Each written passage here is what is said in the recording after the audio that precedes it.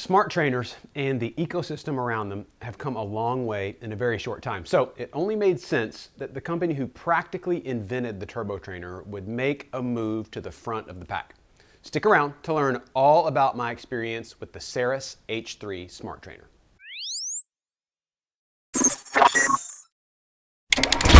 I hate riding inside. Let me say it again. I hate riding inside. I've spent far too many hours in my early cycling life grinding away on rollers. And when I moved to California 7 years ago, I literally traded all my rollers and trainers for a case of tubular tires. No kidding. But I must admit, in light of a handful of long stretches of travel and family obligations, I've been finding myself on the treadmill more and more, which I don't love. So really, sometimes you just don't have a choice. And since I'm clipping in either before everyone wakes up or after they're in bed anyway, I kind of need the smoothest, quietest trainer I can find. And I'd love to be able to easily connect to something like Zwift, Full Gas, or RGT. Enter the Saris H3 Direct Drive. You may not realize this, but Saris, or Cyclops as they were called at the time, actually invented the category in 2005 when they released the first trainer that offered electronically controlled resistance, and they've really been at the front of the pack ever since. In 2008, they launched the Power Beam, and they released their first virtual training app way back in 2012.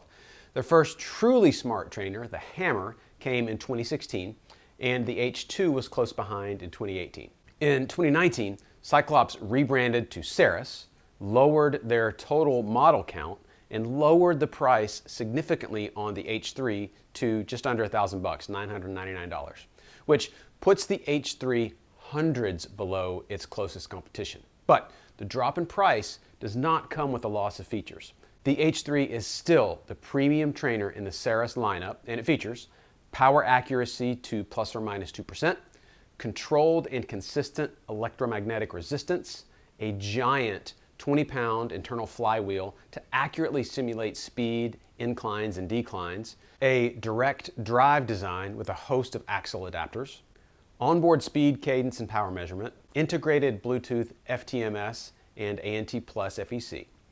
And at 59 decibels at 20 miles per hour, it's 5 times quieter than previous generations. In practical terms, that means you can actually binge watch something on your TV at nearly normal living room volumes.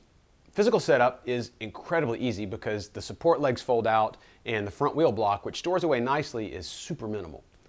Connecting to my training app of choice was just as easy. The H3 was easily identified and paired within seconds regardless of the platform. This was my first experience with a direct drive trainer, and I have to say it's simply the way to go. Traditional trainers are really cumbersome and clumsy, and regardless of how clever the rear wheel mount was, it was always a grind to get them set up perfectly. I was constantly micro-adjusting the tension on either the skewer clamp or the roller, and I'm pretty sure I never had a front wheel block that was exactly the same height as the rear.